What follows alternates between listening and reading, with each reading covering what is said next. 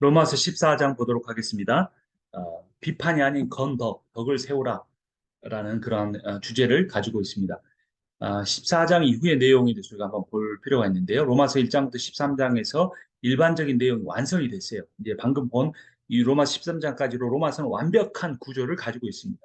13장이 끝나도 이상하지 않아요. 그런데 14장부터 16장이 왜 있는가? 이것은 로마 교회의 구체적인 상황과 관련이 되는 거예요. 그러니까 어떻게 보면 부록과 같은 거예요. 물론 이 에베소서나 빌립보서, 골로새서 이런 것들은 이 신학적 내용이 있고 특히 고린도전서 같은 경우는 대부분이 고린도 교회에 대한 구체적인 내용들이 주를 이루었죠. 근데 로마서는 그렇지 않고 1장부터 13장이 일반적인 내용의 신학적 내용과 그 신학적 내용에 대한 적용으로 마무리가 됐고 14장, 16, 14, 15, 16장에서 로마 교회에 대한 구체적인 내용이 나와요. 이제 그 문제. 근데 특별히 먹는 것과 관련이 됩니다. 그래서 그 로마 시는 모든 시 중에 어마어마하게 컸죠. 어마어마하게 큰 그 400만 명 가까이가 있었다고 합니다. 그러니까 교회 규모도 클 수 있었고 그 교회 안에 빈부 격차도 심했고 신분의 차이도 굉장히 심각했어요. 그래서 특별히 성찬식에 관련해서 그러니까 우리가 생각하는 성찬식이 아니고 애찬이죠. 그때는 그 애찬과 성찬이 똑같은 개념을 갖고 있었는데 그 안에서 일어났던 먹는 문제와 관련됩니다. 먹는 거 관련된 문제. 그래서 그 문제를 이 14장에서 다루고 있는데 이게 단지 먹는 문제로 끝나지 않고 굉장히 중요한 신학적 이슈와 연결이 됩니다. 그리고 15장은 그 문제에 대한 인식, 그 해석이 이어지고요. 15장은 그리고 16장은 로마 교회 성도들의 이름을 한 명씩 한 명씩 27명을 다 일일이 거명하는 겁니다. 그래서 1장부터 13장이 위대한 신학적 내용을 담고 있다면 14, 16장 교회 구체적 문제에 대한 목회적 내용을 담고 있습니다. 자, 믿음이 약한 사람과 믿음이 강한 사람에 대한 이야기를 하는데요. 14장 1절에서 믿음이 연약한 자를 너희가 봤되 그의 의견을 비판하지 말라. 비판. 믿음이 연약한 사람은 우선순위 하라는 거예요. 이게 14장을 아우르는 가장 중요한 주제입니다. 세상은 강자 중심이죠. 사회적 진화론이에요. 이게 우리가 그 생물학적 진화론보다 더 무서운 게 사회적 진화론인데 양육 강식이 생물학적 진화론이잖아요. 근데 이걸 그대로 가져와서 이 세상도 약자가 도태되고 강자가 살아남아서 이 사회는 점점점 진화한다, 발전한다. 이런 아주 어, 비성경적, 반성경적 내용을 담고 있죠. 그런데 교회는 거기에 맞서서 약자가 중심이에요. 근데 이 약자라는 것도 어떤 뭐죠? 권세가 약하다든가, 권력이 약하다든가, 어떤 그 부에서 약하다는 의미가 아니라 믿음이 약한 사람이에요. 그러니까 부나 권세에 약한 사람은 우리가 받을 수 있겠죠. 그것도 어렵지만, 돈 많고, 힘 있는 사람이 교회에서 힘을 쓰는데, 그것까지 우리가 받아들일 수 있단 말이에요. 근데 여기서 말하는 거는 그런 어떤 사회적 약자가 아니라 믿음이 약한 사람을 먼저 고려하라 이거예요. 그건 정말 어려운 일입니다. 믿음이 연약한 사람. 음. 비판과 사랑의 차이는 뭘까? 강자 위주의 집단은 공동체가 아닌 무리에 불과해요. 다른과 약함을 수용할 수 있는 공동체가 성숙한 거죠. 그래서 이 우리가 비판하지 않는 정도에 머물지 않고 사랑할 수 있는 정도까지 가야 되는데 그 사랑의 대상이 나와 다른 사람, 연약한 사람들을 수용할 수 있는 그러한 정도까지 가야 한다는 거예요. 근데 사도 바울은 그렇게 사도 베드로는 그렇게 하지 못했죠. 여기 갈라디아서 2장에 보면 사도 바울이 바울을 책망했던 이야기가 나옵니다. 게다가 야고보에게서 몇몇 사람이 오기 전에 이방 사람들과 함께 음식을 먹고 있었는데 그들이 오니까 할례 받은 사람을 두려워서 그 자리를 물러나 버렸죠. 그래서 바나바까지 그를 따라서 죄를 짓게 된 겁니다. 그러니까 얼마나 그 이방인들이 그 마음이 힘들었겠습니까? 그렇게 한 이유는 유대인 음식법에 따른 이방인들과 식사를 할 수 없었기 때문이에요. 이방인 선교의 가장 큰 장애물이 바로 음식법이었습니다. 그래서 이러한 베드로를 하나님이 훈육하십니다. 베드로가 환상을 보는데 하늘에서 부정한 것들이 막 내려옵니다. 그때 베드로야 일어나 먹어라 음성이 들렸어요. 주님 절대로 그럴 수 없습니다. 얼마나 이게 정말 아이러니예요. 인간이 하나님이 주신 명령에 의해서 하나님을 거스르는 거예요. 이런 일들은 수없이 교회 가운데 일어나는 거예요. 베드로가 하나님의 율법 때문에 하나님을 거절하는 거예요. 그럴 수 없습니다. 나는 속되고 부정하고 한 번도 먹은 일이 없습니다. 다시 말합니다. 하나님이 내가 깨끗하다고 한 거 속되다고 하지 말아라. 이랬어요. 그러니까 이 말은 무슨 말입니까? 하나님이 이방인들을 깨끗하다고 했다. 그들과 밥 먹어도 된다. 그들을 교회 안에 들어오게 해도 된다. 그들에게 복음을 전해라. 이 메시지를 그들에게 주신 겁니다. 자, 이런 이제 어떤 신학적 배경 속에서 당시에 그 로마 교회 안에 어떤 문제가 있었느냐? 일부 믿음이 약한 사람들은 채소만 먹었어요. 그 이유가 뭐냐면 당시 시장에서 파는 고기는 대부분 이방 신전에 한번 제물로 바쳐지고 나서 먹는 거였어요. 또 그 이방인 그 신전에 바쳐진 제물은 그 영적인 부정함을 탔을 뿐만 아니라 더군다나 그것이 도살되는 방식이 코셔 방식이 아니었어요. 그러니까 레위 같은 데 보면 이 동물의 동맥을 잘라서 피를 다 빼내고 나머지 부분을 먹었던 거예요. 그런데 이방인들이 그렇게 도축하지 않아요. 한국도 그렇지 않아요. 한국은 심지어 피를 따로 받아서 선지국을 먹잖아요. 근데 유대인들은 피째 음식을 먹지 말라. 피는 생명이다. 하나님이 여러 번 말씀하셨어요. 그러니까 먹을 수가 없었던 거죠. 그러니까 그걸 먹지 못하는 유대인 출신 크리스천들은 바로 믿음이 약한 자들이었어요. 그래서 2절에 보면 어떤 사람들은 믿음이 약한 사람은 채소만 먹습니다. 어떤 사람은 모든 걸 먹을 만한 믿음이 있고 믿음이 연약한 자는 채소만 먹느니라. 뭐 이렇게 한 거예요. 어, 그런데 믿음이 강한 사람들은 예수의 말씀을 따라 음식을 가리지 않았어요. 예수께서 뭐라고 하셨죠? 입으로 들어간 모든 것은 배로 들어가서 뒤로 내버려 주는 줄 알지 못하느냐? 입으로 들어가는 너희 더럽게 못한다 이거예요. 율법을 완전히 뛰어넘는 그 원리를 영적 원리를 가르쳐 주신 거죠. 그래서 믿음이 강한 자들은 이 예수의 말씀을 받아들이고 뭐 코시오 음식이고 아니고 뭐 다 먹을 수 있다 이런 거예요. 제사 음식도 먹을 수 있다 이런 거죠. 그것 때문에 논란이 생긴 거예요. 그런데 그 로마 교회는 다 가정교회였고 가정교회에서 예배를 드리면 음식을 먹었는데 그런 음식이 식탁에 올라올 때 어떻게 해야 돼요? 이제 서로 논쟁이 생기고 먹느냐 안 먹느냐 가지고 싸우게 됩니다. 매번 예배 때마다 그런 문제들이 생긴 거예요. 먹는 사람은 믿음이 강한 이방인 크리스천이고 먹지 않은 사람은 믿음이 약한 유대인들이었어요. 그래서 3절 먹는 자는 먹지 않는 자를 없인 여기지 말고 먹지 않는 자는 먹는 자를 비판하지 말라. 이는 하나님이 그를 받으셨느니라. 그러니까 먹는 사람 이방인들 막 마시면 저 어리석은 자들 믿음이 없어 이거 이렇게 맛있는 것도 못 먹네 이러는 거예요. 먹지 않는 자는 채소만 그냥 조금씩 먹으면서 에이 저기 정욕에 가득 찬 저 이방인들을 봐라. 우리는 경건하다. 이러면서 비판한 거예요. 그러니까 하나님이 다 양쪽 받았으니까 비판하면 안 된다라는 거죠. 4절 남의 하인을 비판하는 자는 넌 누구냐? 그럼 넌 누구냐? 비판을 하면 내가 하인이 아니라 주인이 됩니다. 그러니까 이건 무서운 거예요. 비판이라는 게 왜 무서운가? 비판을 했다는 그 윤리적인 거나 어떤 종교적인 양심의 가책이 아니라 비판한다는 건 내가 하나님 역할을 한다 이 말이에요. 그건 하나님이 하실 일인데 그게 문제가 되는 겁니다.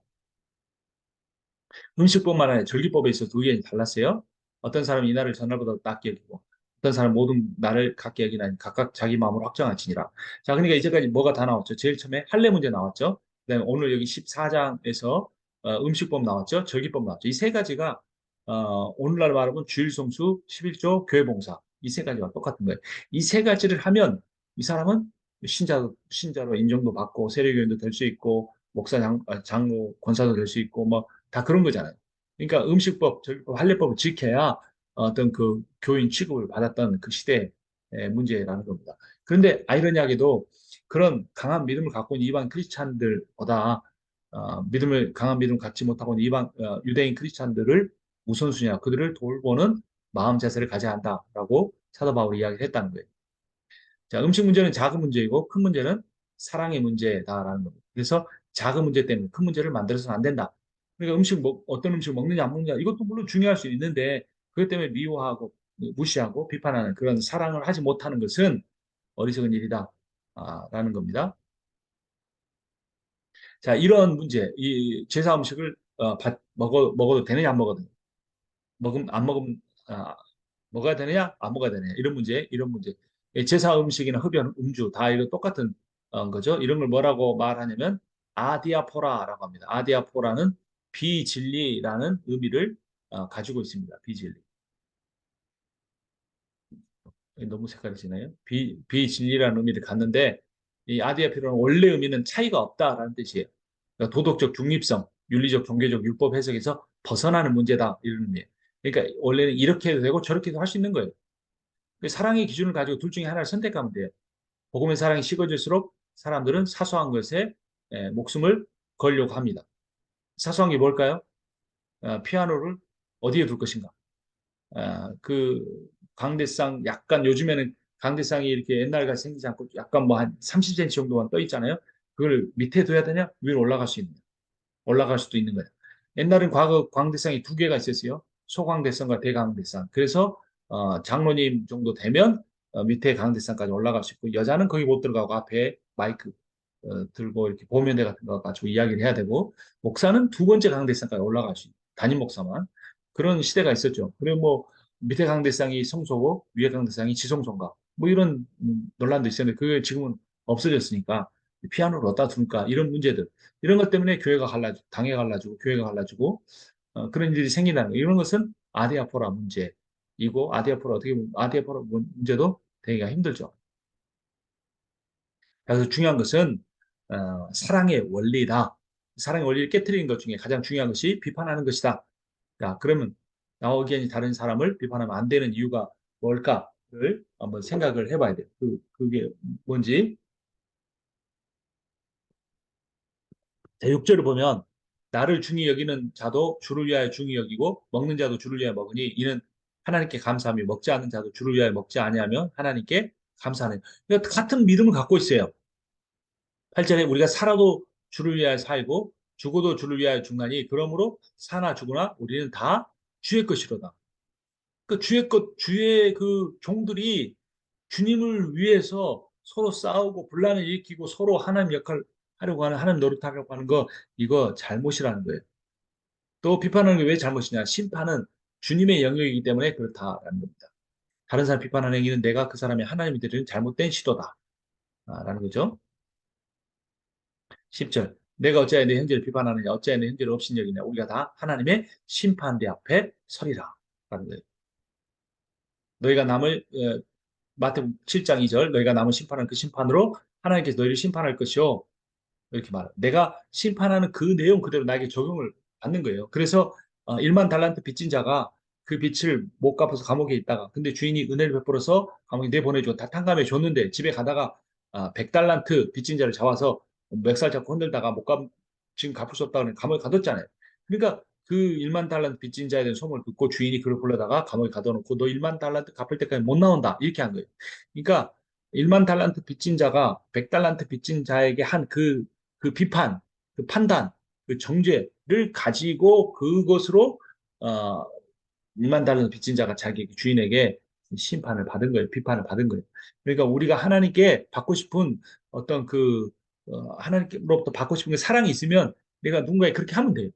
내가 그들을 대하는 그 사랑으로, 내가 그들을 대하는 궁율로, 그 마음을 하나님 나에게 똑같이 하신다라는 거예요. 물론, 영적인 원리, 신학적 원리에서 하나님의 사랑을 받아서 베푸는 거지만, 그렇게 하나님의 사랑을 받아서 베풀지 못하고 그 사랑을 역전시켜서 비판하고 정죄하면 다시 그것이 거슬러서 올라가서 하나님의 은혜와 사랑을 어, 취소시킬 수도 있다라는 그런 두려움을 가져야 돼요. 마태복음 특별히 그런 어떤 그 심판의 엄격성을 많이 강조하죠. 우리가 때로는 그런 말씀을 볼 때는 그런 경각심을 갖는 것도 필요합니다. 어, 어떤 음식을 먹느냐 먹지 않느냐보다 더 중요한 것은 나와 다른 견해를 가진 지체의 의견을 존중하는 것이다. 이걸 뭐라고 하냐면 똘레랑스라고 하죠. 똘레랑스. 유럽이 수천 년 동안 이 톨레랑스를 행하지 않아서 서로 싸우고 비판하고 죽이는 전쟁. 크리스찬들이 서로 예수의 이름으로 기도하고 아주 멋있게 믿음을 가지고 칼 들고 싸워서 서로를 죽이고 나라를 침략하고 하는 일도 수없이 했죠. 그래서 유럽 사회가 내린 결론은 뭐냐? 톨레랑스다. 다른 사람, 나와 다른 의견을 가진 자를 신학적 의견이 다른 사람들을 존중하고 받아들이는 것이다. 라는 겁니다. 14절에 내가 주 예수 안에서 알고 확신하노니 무엇이든지 그 스스로 속된 것이 없으되 다만 속되게 여기는 그 사람에게 속되느니라. 만일 음식으로 말미암아 내 형제가 근심하게 되면 이는 내가 사랑으로 행하지 아니함이라. 아, 사랑이 중요하다. 사랑. 사랑이 중요하다. 사랑. 이 사랑이 없으면 아무것도 아니죠. 고린도전서 13장에서 천사의 말을 하고 방언하고 내 몸을 불사르게 내어줄지라도 사랑이 없으면 아무것도 아니다. 좀 질이 떨어진다가 아니라 nothing. If there is no love, it is nothing. 예, 그리스도께서 그러니까 대신하여 죽으신 형제를 네 음식으로 망하게 하지 말아라. 자, 그래서 성숙한 신앙은 뭐냐? 사랑 때문에 자신의 자유를 제한하는 것이 성숙한 신앙이다라는 사랑. 이 사랑이 없어요. 사랑이 목말랐어요.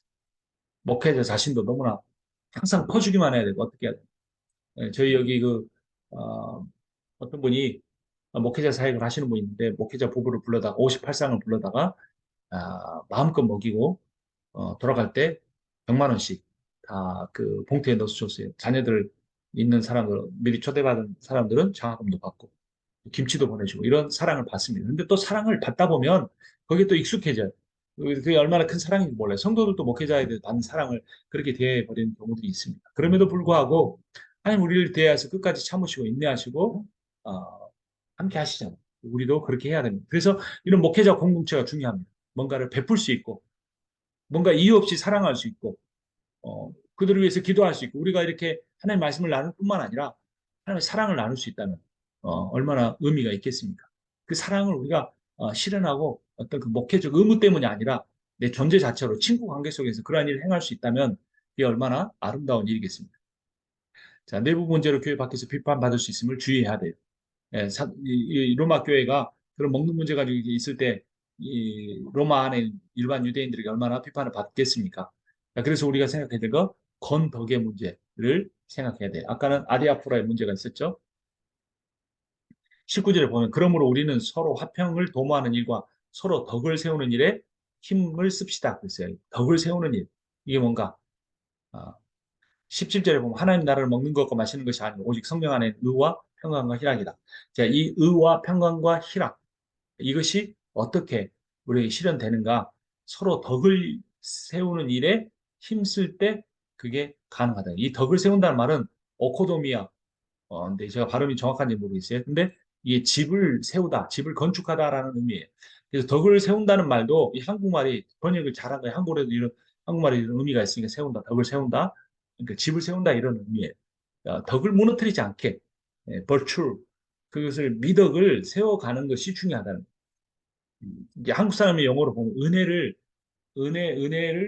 은혜되게 하자 이런 거죠. 뭐 잘못 그 말씀을 오해하면 막 덮어두자, 덮어두고 넘어가자 뭐 이런 식으로 할 수 있는데 그런 것은 아니고 사랑으로 사랑의 능력으로 나보다 더 연약한 사람을 비판하지 않고 사랑의 능력으로 그들을 대하는 것이 필요하다라는 겁니다. 하나님의 나라는 육신의 문제에 얽매이지 않는 거예요. 먹는 문제에 영적인 것이에요. 그래서 의신 예수가 의로우심인 예수가 주시는 평안과 기쁨 이것이 바로 하나님 나라의 내용이에요. 자, 그리고 또 하나님 나라는 강한 자와 약한 자를 배려하는 겁니다. 강한 자가 약한 자를 배려하는 겁니다. 로마교회 믿음이 강한 자들도 바울처럼 선교적 사명을 위해서 살아야 하는 거예요. 선교적 삶이란 무엇입니까? 강한 자와 약한 자를 배려하는 거예요. 고기 먹다가 고기를 먹다, 술 마신다. 이게 현재형이 아닌 부정과거형으로 사용이 되는데요. 계속 어디에서나가 아니라 상황에 따라서 지혜롭게 해라. 이런 의미입니다. 믿음이 약한 자가 있는 교회 모임에서는 고기를 먹지 않고 그들이 없는 집에서나 개별적 모임에서는 먹어도 된다. 이런 거죠. 그러니까 이게 율법적 문제가 아닌 거죠. 강한 자가 참아야 한다고 그랬죠. 약한 자를. 그러니까 믿음이 강한 사람은 어, 이 세상에 있는 모든 것들은 그 우상에 바쳐진 재물도 귀신 붙은 게 아니까 먹어도 되는 강한 믿음을 갖고 있는데 강한 믿음을 갖고 있는 자가 그걸 먹으면 큰일 날 줄 알고 있는 믿음이 약한 자를 위해서 고기를 먹지 않는 그러한 어떤 사랑을 행하는데 그것이 율법적으로 고기를 먹으면 안 되는 것이 아니기 때문에 그들 있는 데서는 시험에 안 빠지게 안 먹고 있는 데서 없는 데서는 먹을 수도 있다. 목사 요즘에 크리스찬들이 술 마시니까 다 마시죠. 맥주 한 두 잔씩 마시잖아요. 와인도 마시잖아요. 한국적 배경에서 이민사회 똑같이 적용해서 마시면 안 된다. 이렇게 말하기도 쉽지가 않잖아요. 그런데 내가 그 강한 믿음을 가지고 술 마셔도 된다. 예수님도 술 마셨다. 뭐 취하지 않으면 된다. 뭐 그렇게 생각할 수도 있어요. 그런데 믿음이 약한 자들이 이 세상 가운데 있는데 아무 데나 가서 막 자기 혼자 술 마셔서 믿음이 약한 자를 넘어지게 하면 안 된다는 거죠. 근데 뭐 혼자 있을 때 부인하고만 있을 때 한두 잔 마셔도 된다. 뭐 이런 의미인 거죠. 21절 고기를 먹는다든가 술을 마신다든가 그 밖에 무엇이든지 형제나 자매를 걸려 넘어지게 하는 일은 하지 않는 것이 좋습니다. 라고 하는 거예요. 그래서 그 약한 사람들, 이미 약한 사람들을 보호하는 그런 마음을 갖는 것이 다 필요하다는 거예요. 그래서 이 3절은 개혁 성경을 읽어보면 의심하고 먹는 자는 정죄되었나니 이는 믿음을 따라 하지 아니했기 때문이다. 믿음을 따라 하지 아니하는 것은 다 죄니라. 그러니까 믿음이 있으니까 술 마셔도 된다. 믿음이 있으니까 우상에 바쳐진 재물 먹어도 된다. 하지만 나는 믿음이 약한 사람을 위해서 공개적 석상을 먹지 않지만 그들이 없는 곳에서는 먹을 수도 있다. 그런데 그 먹는 행위도 믿음이 없이 하면 그 사람 죄 짓는 건데 믿음이 있으면 올바른 믿음을 갖고 있으면 먹을 수 있다라는 거예요. 그래서 우리는 자유합니다. 근데 그 자유를 다만 믿음이 약한 사람을 위해서 절제하는 거죠. 이게 너무나 성숙한 자의 태도예요. 근데 얼치기로 믿음이 강한 자는 일단은 믿음이 약한 사람은 비판합니다. 정죄합니다. 뭐 별 내용, 별 안 좋은 말을 다 써서 막 그렇게 해요. 그게 아니라는 거예요. 믿음이 연약한 자를 배려할 줄 아는 거예요. 그리고 혼자 있을 때는 믿음 강한 자로 살 수 있지만 그것을 믿음으로 행하고 그 심각하게 행하지는 않는 거죠. 그래서 이 약한 자에 대한 배려를 가져야 된다. 믿음 강한 자는 또 그 세 번째는 그것인데요. 고린도서 8장 1절을 보면 지식은 사람을 교만하게 하지만 사랑은 덕을 세웁니다. 건덕, 건덕의 핵심은 사랑입니다. 지식만으로는 교만하게 되는 거예요. 지식 가지고 한국 장로교가 수백 개로 나눠졌죠. 대한민국의 장로의 총회가 신학교가 수백 개. 참 안타까운 일이죠. 해외에 있는 것까지 합하면 얼마나 많겠습니까? 그래서 우리는 건덕, 덕을 세우는 일을 해야 되는 거죠. 사도 바울이 이런 말을 했습니다. 고린도서에서 그러므로 음식이 내 형제를 걸어서 넘어지게 하는 것이라면 그가 걸려서 넘어지지 않게 하기 위하여 나는 평생 고기를 먹지 않겠습니다. 라고 이야기합니다. 평생 먹지 않는. 이게 성숙한 자의 사랑입니다. 바울은 성숙한 자의 믿음을 갖고 있었지만 고기를 먹는 자유를 제한함으로써 믿음이 연약한 자에 대한 그의 사랑을 온전히 실천했습니다. 예수 그리스도의 십자가의 죽으심도 죽으실 필요가 없는 일인데 우리의 믿음이 약하기 때문에 그리스도께서 우리를 위해 십자가에 죽으신 것이죠. 여기까지가 14장 여기까지 왔습니다.